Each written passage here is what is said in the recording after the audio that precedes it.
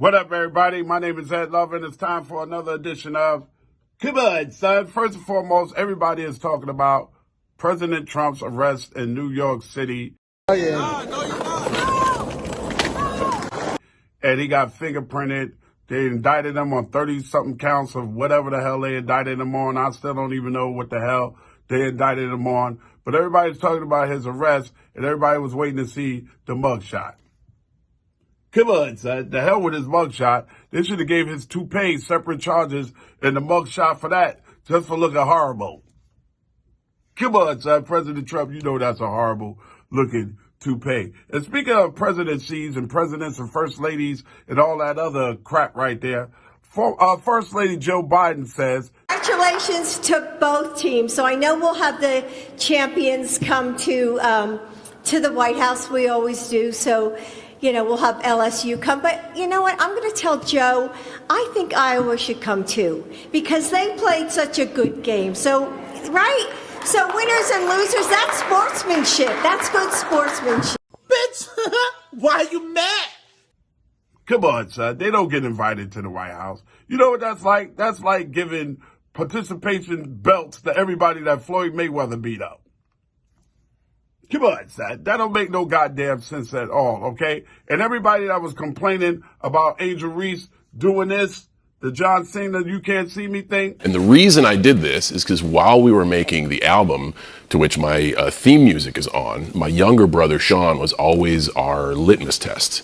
And he heard The Time Is Now and just did this dance that Tony Yayo did in one of the G-Unit videos. And I was like, man, what are you doing? That looked like just ridiculous. He's like, no, man, it's a Tony Yayo dance is doing this thing. And I'm like, I'll do it on TV. And he's like, I dare you to do it on TV.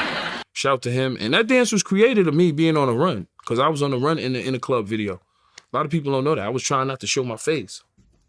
Come on, son. You got to be crazy, man. You have got to be crazy. Right? Caitlin Clark did it in one of her games during the tournament, and y'all ain't say nothing about it. Now when a black girl do it, it's a problem, right? Come on, son. Fuck out of here with that bullshit. Speaking of bullshit, did y'all hear about this new TikTok trend where rubbing pickles all over your face is a new TikTok trend? Pause. Come on, son. I'm not doing that. I'm a grown-ass man. I'm not rubbing no pickles all over my face. Pause. Not only that, I break my banana Pause. before I eat that. Pause. Is that a pause? Come on, son. That's a pausable thing right there. We don't do that. All right? We just don't do that. Come on, son. Pickle juice all over your face. Pause. Hey, yeah. Speaking all over your face. Pause. Double pause. Joe Budden, that's Budden, no S, y'all. Come on, son, to y'all for putting an S on the man's name. Says some media personalities are becoming bigger than rappers. Drink Champs. Come on, son, the podcast. The Joe Budden podcast. Academics. Vlad TV. I can see where he's going with that. But as long as Kevin Gates is eating booty, that ain't going to change. Come on, son. How you say you eat booty? Don't forget Kevin Gates once had a 2-year relationship with his old cousin. Who? Come on, son. There's some crazy shit going on out here in this world, y'all. My name is Ed Lover. This is, come on, son. Let's start the show. Come on, son. Come on, son. Come on, son. Raphael on the track. Come on, son. Come on, son. Come on, son. What up, y'all? It's Ed Lover. Welcome to Come On, Son, the podcast. Y'all know I do this all the time. So everywhere that you can watch it. Tell somebody, let everybody know that we are now visual, because for a long time, we were just audio. And now somebody said, yo, you need to go visual with it. So I decided, okay, I'm going to go visual. This is a podcast about talking to interesting people that I find interesting about interesting things. I don't want just any old person sitting next to me for the fuck of it. I don't do that. And right here is one of my favorite comedians on the scene. I love her. She's all the way from Milwaukee. Kelly Kellz is in the building. Give it up for Kelz. Kev, what up? I'm glad you said Milwaukee, Yeah, it was only Milwaukee. right that I wear this. You know we #1 right now, Bucks and 6. Bucks and 6 again? Wait, you about the Bucks and it could be Bucks and 4. Well, y'all was whack for a long time. Boy, though. we not talking about No, nothing like before that. Antetokounmpo, Come when's the on, last son. time? When's the last time y'all won before Antetokounmpo? So the thing about it, so we won recently. That's why are we talking about the Yeah, past? no, because stop acting like y'all got a damn dynasty going on. Man, it feels like it. We got a new stadium. I mean, they putting money in the city. I mean, I feel like poverty is no more downtown. What was it like before that?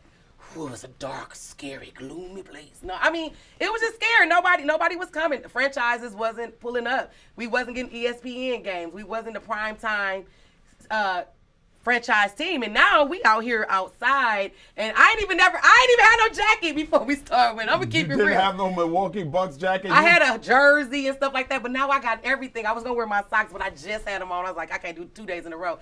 But yeah, I mean, it just feels good. I'm a winner, they a winner. I just thought this was only. Now, Milwaukee actually is not that far from Chicago by train, is it? Oh no, literally by car, it's an hour and 15 minutes max. Okay. Hour and 15 minutes. Do they mess with each other? 'Cause I used to live in Chicago. I lived in Chicago for a while, and I never really heard about nobody's like, yo, we going to Milwaukee this weekend. No, but people would go to Milwaukee to hang out. Well, everybody moved from Chicago to Milwaukee, like in the early 2000s when the welfare system and all that. And they kind of took over and infiltrated our city. And so now, yeah, a lot of people from Chicago live in Milwaukee, but that's where I started comedy, like in Milwaukee, but I would have to go to Chicago to get the more comedy scene because nobody's coming to Milwaukee. But we always go to Chicago. What? Really? Yeah, we downtown Chicago. That's what we doing. We partying downtown. If it's a concert in Milwaukee, people literally would still drive to Chicago to have that nightlife in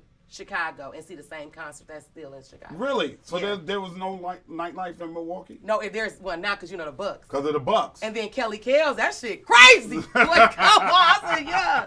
When did you start doing comedy? How did that start for you? Oh my goodness. So 2009, I'm sitting in the shop getting my hair done. Shout out to Miss Cutting Up. She was my beautician at the time, and she was telling me that she does comedy. And I just literally, while she got the curlers in my head, I'm like, you do comedy. I'm way funnier than you. I said that out my mouth. You said it loud? Out loud in a shop full of people like, come on, son. That's what I really said. Right. No, I'm just playing. I wish you would have said that. I should have said, come That's on, what you son. should have said. That's what I should have said. Well, listen, it was like 2 weeks before Mother's Day. She was like, yeah, and if you want to do it, you can do it. I said, do what? She was like, comedy too. You can do 5 minutes. That was 2009, and I didn't even know what 5 minutes was in comedy. I didn't know. What was your first 5 minutes like? About talking about my husband's baby mamas. Plural? Plural. Plethora.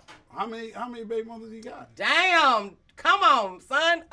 You ain't got to blow a spot up. They ain't gonna blow a spot up like that. I mean, it's more than one. But your first 5 minutes was talking about? Being a stepmom, yeah, and being a teacher. But Okay. now I don't even touch on that at all. Okay. About that, yeah. It was just a touchy subject, but that's what I was dealing with at the time, and it was funny to me. And now I'm like, shit, I would never bring them up in my set. Did they laugh? Who? The people for your first 5 minutes? Oh, my first 5 minutes, I got a standing O, and it was a promoter in the audience by the name of Boulder, and he booked me for a show in Chicago. So I did my first 5 minutes, and I got a paid show the next, and I've been getting paid ever since. Okay. What's the toughest part? What's the toughest part? Is it those 5 minutes or 10 minutes, or is it when you get up to the point where you're doing 35, 40 minutes as a comedian? So now that I do an hour, when somebody say, hey, Kelly, you can get a guest spot, go do 10 minutes. I'm so used to sitting in the pocket and enjoying myself that I may find myself more hosting than going into my set because I'm so comfortable on the stage versus getting right to it. I remember back in the days, you give me 3 minutes, I'm going to hit you like, bop, bop, bop. Now, I'm like, 3 minutes? Right. What am I going to do with 3 minutes? So then versus now, I'm more like, can I have an hour? And if you give me 5, I'm going to go crazy because I want the people to remember me, but I'd much rather take an hour. The night I was in New York City, y'all, and I saw her at Salsa con Fuego, big shout out to Rob Stapleton. We love you, Rob. Had her on stage. Rob Stapleton, one of the greatest comedians, had her on stage. How much time did you do that night? 20. 20 minutes? Mm-hmm. Okay. I did 20. Okay. Yeah. Because I find it, as doing stand-up myself, I find it scary sometimes when they hit you with that you got 40 minutes. Especially when you're only used to doing 30, 35. You know, you get in the pocket, you got a rhythm, you know where each and every joke go, you know what your closeout joke is going to be. Yeah. And then somebody all of a sudden stretch your shit by 10 minutes, and then you end up doing an hour, and then somebody in the back with the helicopter, yo, wrap it the fuck up. And you like, I'm just getting into my second groove right now. I got ADHD.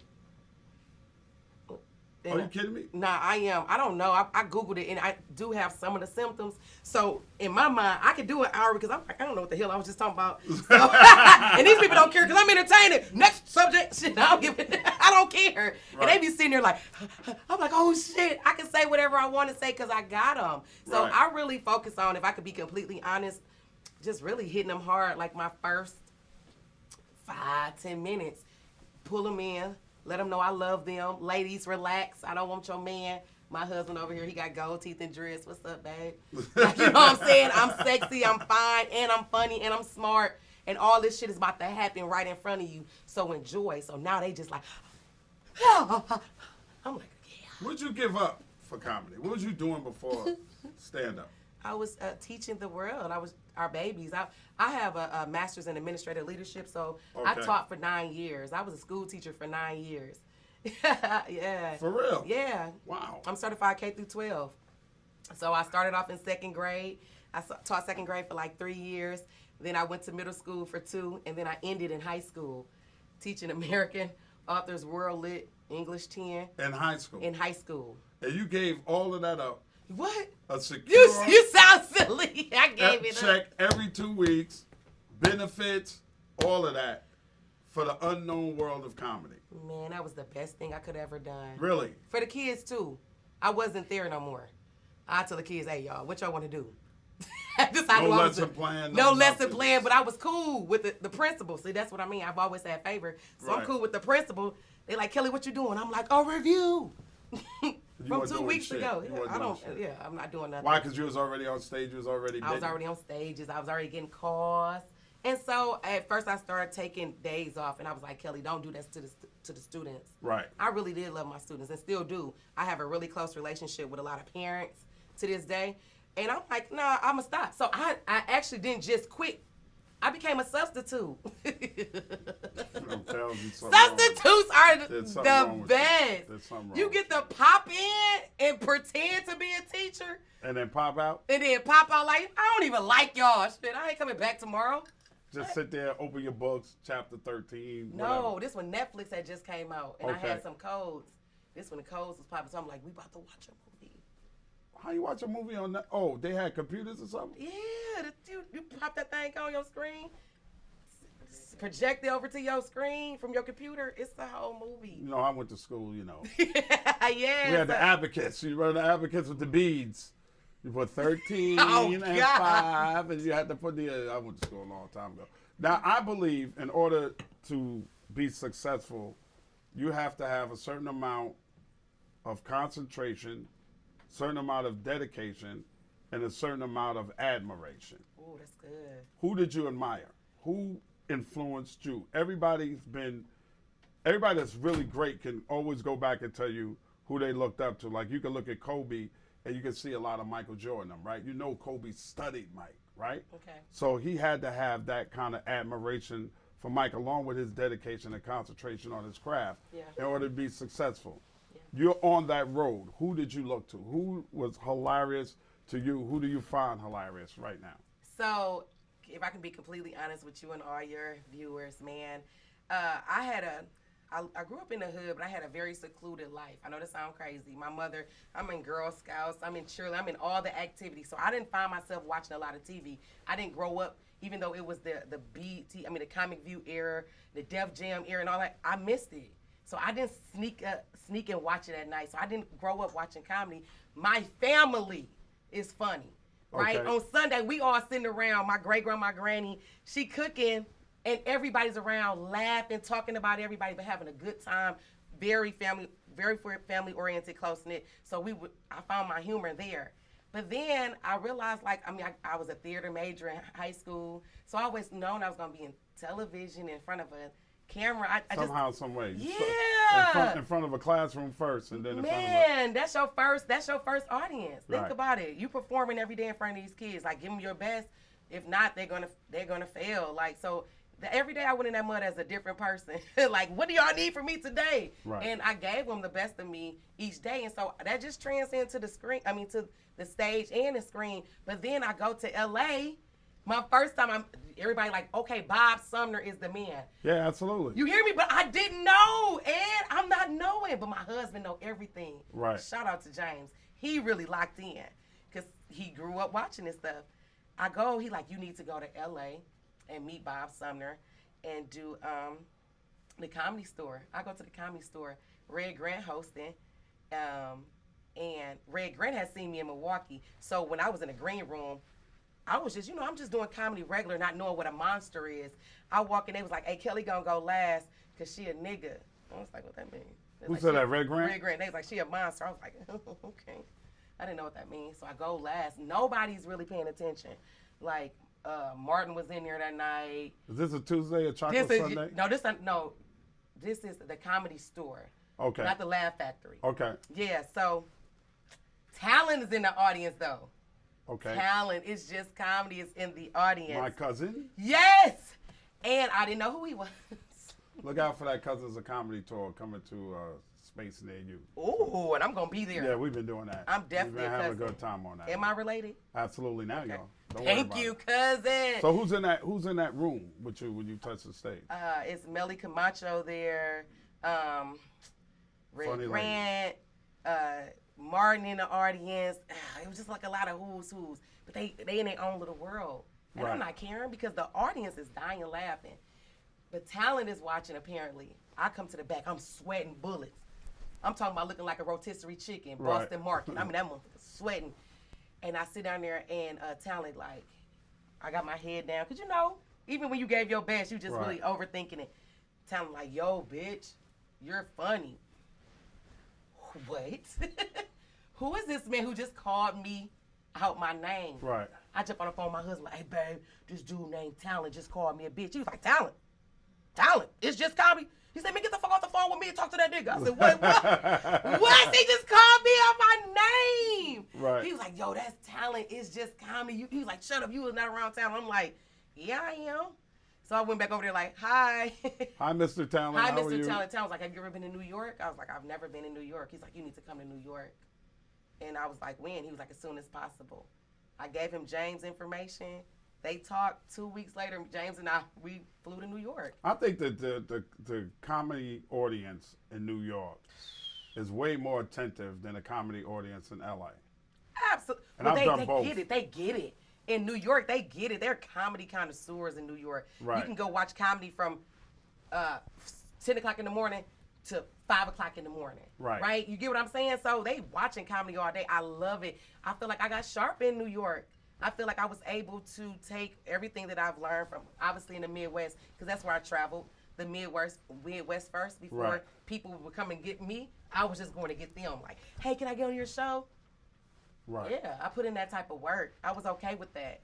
I had a 98 Dodge Intrepid, 300. Don't do that. Don't do that. I was 98 Dodge Intrepid. I What was- year? I was 2015, 2016? I was just yeah, it was 90. I was like 98 Dodge Intrepid? Yeah. Should have been dead. No, that mud was good. It had, must And have, you was driving the Midwest in a 98 Dodge Intrepid. and the front window didn't let down, so Oh, Lord. yeah, but I wasn't driving. It was James, so my window was good. I Right. close the wind over to him, and that's how I did it. But when I got to New York, Talent put me around the circuit. Right. Introduced me to Ray DeJean, and Right. that was over. Shout out to Ray. Shout out to Ray. Tell me the downside of it. The downside is that I'm a mom, and I have a daughter, and she's 10, and I was on stage until like the 9th month, right? Right. Ankles as big as my thighs, but I just didn't have the desire to sit down, even though they had me on bed rest, so I wasn't working as a teacher, but I still was going to the stage. And at first it felt like it was going to be easy because I had the help of all my family. But when you start leaving your child when they like 4 and 5 and they start saying, where you going? I'm telling you, those plane rides hit different. Mm-hmm. Oh, I would sit my head on, like, I get a window seat. so I can cry the hour and a half, like, right? Because I was leaving her. But now she want dunks and Yeezys and earpods. She like, when your next show? She 10. So that's the downside. And I do honestly sometimes even feel like, even though my husband's my manager, him and I were so much on business that we kind of like, we'll get to loving each other later. Let's go get this bread. Right. And we just really coming along like now, like, oh no, we're going to have a happy medium. Because he will have so much conversation about what's next, what we got to do, planning, meetings, and we just kind of like not lost the sight of us. You know, we'll still be throwing that thing in. I throw that thing in a circle anywhere. Yeah, I know you say if that. There's a also. green room. And I'm you doing say it. that very loudly and brashly on stage. Yeah, because I ain't gonna let nobody else throw it on them. Right. You make sure you let everybody know Yeah. that you throw it on him on stage. Heavy. What's the ultimate goal for Kelly Kellz? Like, what's next? Because you always got to be thinking ahead, right? Yeah, So when you look at your future, let's even say five years from now, what do you see? Big screens, TV. I can even do daytime television. I'm okay with daytime television. Soap opera shit? No, I'm talking about talk show hosts. Okay. Come sit down with me. Come look forward to Yo, telling let me tell me. you something. That is a hard place to get into. I know, but it's for me. Daytime talk show? Man, they gonna love me. Hard. Listen, but You I have to build up a hell of a resume before they even look your way, because they done had some horrible ass daytime. But yeah, but guess what though? I think like, and I hear you, and I trust that, but I trust the process that what God got for me, and I already threw it out in the atmosphere. It's gonna be so good, but that's what I want. That's my heart desire. Right. But I dare not put a limit on myself. So Kelly sees herself 5 years from now, big screens, blockbuster films. But who knows? I may be in the ministry. Because when I talk, I'm a conductor of energy. Mm-hmm. And so I know when I step in the room, it shifts. So I have to be okay with that too. So I just never know. But whatever it is, I'm comfortable with the next level because I accept it. I'm ready for it. I beat myself up a long time because I had this gift that's really a gift that some people go read books for, that some people go, take classes for. And meanwhile, I wake up like, dun, dun, dun, dun. I don't think you can actually, you can study comedy to a certain degree, and I know there's people that teach it, but it's something that just says it to should me be in you. that is either in you or it's not. It's not, yeah. Yeah, that's real.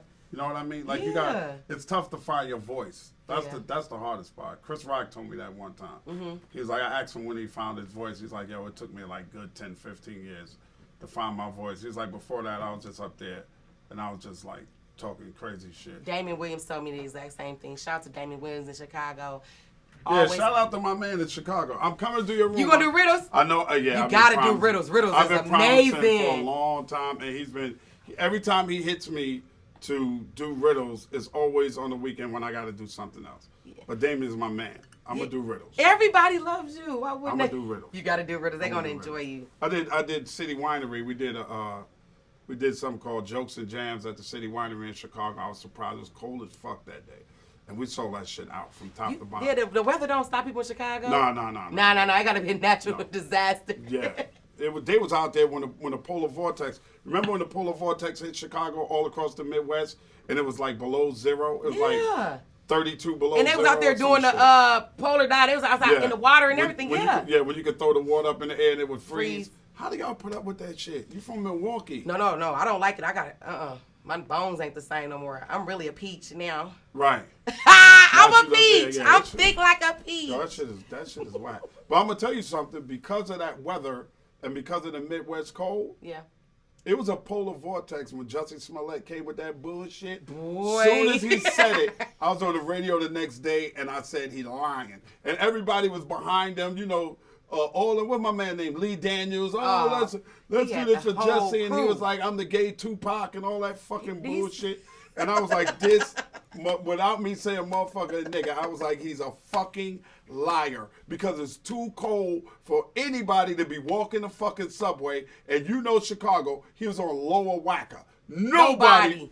But listen, nobody goes it's to so Lower funny Wacker. that you're saying that because right now the two guys that. Yeah, I just saw that. They outside reenacting and shit. I'm like, who they getting paid from? This nigga's lying. He was lying. He single-handedly fucked up a hit television show. Wow.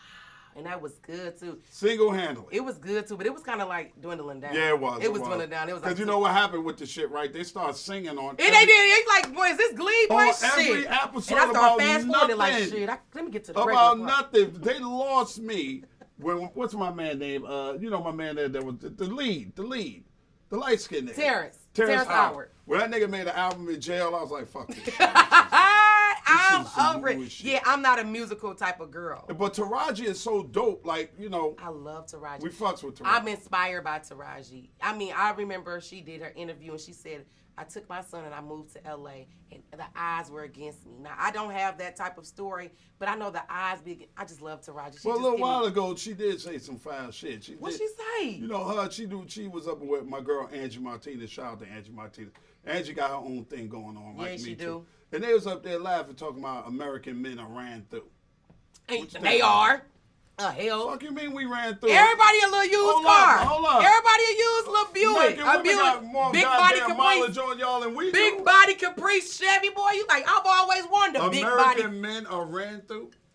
Man, American men, Latin men, Mexicano, men are ran through. How you figure that? I just figured that, listen, men have this preconceived notion that they want to live their lives until they're 30 and 35, and then they're going to just all of a sudden settle down and find this amazing woman, but you've never learned how to love and do all that things earlier on, so you're running through stuff. You're just trying to figure it out. And that's the thing. But a woman at 17, she going to love you like, I want to love him forever. He's my high school sweetheart. Let's go to college. Are you going to the military? Me too. I can't even pass the fucking physical. But I'm going to try to go to the military. You talking about 2023 and you talking about 1977 with my mom. You gotta be I'm talking about you ain't talking about 2023 when these chicks are for outside. Don't give they me for the streets. Don't do that. Don't do that. They are. It's more men for the streets than No, the ladies. no I think fucking that way. the women are just trying to counter Okay, it. no, and I love women. Everybody know I'm married to a very beautiful black woman, and I'm happy as hell. But I'm so glad that I'm married. Me too. These women are for the streets. Yeah, First these of all, dudes are horrible. How can that be when we're the minority? I don't understand why men, and especially we shoot here in Atlanta, y'all. Especially in Atlanta, why do these men let these women in Atlanta get away with the shit that they let them get away with when you're the fucking minority? Wait, I'm confused. We're not the majority. There's more women getting here away than there with? are men. What are we getting away with? Oh, a whole bunch of shit you should be getting away with. I don't know. I'm married, so tell me. Oh, I go out. I watch. Okay. Okay, yeah. I still hang out. I do. I've been hanging out too. I watch these little vulture ass women sliding around, flip flop Sundays at Whiskey Mistress, looking for somebody that they can say, "Come here, beautiful, have a drink with me." They don't buy shit. Well, yeah. They always want to go to some high end ass restaurant to eat. True. If I put fault on any man, yeah. I put fault on men for that. You got to know how to distinguish. Yeah. Okay, a Del Frisco from an Applebee, and these motherfuckers don't know. You better know Some that. people are Applebee's. Well, let's be very clear. You can't start the relationship off going to Del Frisco. These men are trying to buy the woman. You should not have to. That ain't the woman for you. Well, these women are going to spend $15,000 on their body, lips, lashes, and eyes, and everything. And so they put a lot of things that look. Yeah. So this man is purchasing a trophy. Then they go home and sleep on the air mattress. That's what they do. Damn, Thomas, at 3 o'clock in the morning, he done turned into a hot dog. This nigga is a hot dog. How that air mattress? They got the pump on the side. Man, how did we get here? I'm tired of your shit. Listen to this. We just having fun. I love it. Let me say this. Men gonna only do what they allow themselves to do, okay? Men are not gonna go the extra mile unless they want to. So men use their money as a leverage for women, especially when women, they know that women don't have the education, don't have the funds and things like that. So it's not fair to put it all on the women, like when she a 2 for 20. Lies. Oh, no, ain't no lies. She's a 2 for 20 at Checkers. She's not a 2 for 20. Yes, She's she a 2 is. for 20. She's a happy meal. Then why take her to I don't. I know where you're back now. Even when I wasn't married, I didn't do that shit. I'm like, you a good Wednesday. Get the fuck out of here. My husband and I. No weekend. You don't get no weekends. You're boyfriend. a Tuesday between 9 and 11. That's all When he you was are. my boyfriend, take me to the Houston Roofers and all that. But now that we together, well, you knew what he was. 2 for 20 me. That's our money. 2 for 20. We married. Boy, I'm gonna give me some. Ladies and gentlemen, a quesadilla burger. We are going to do a round table discussion here on the Ed Lover podcast Yes. about women and men.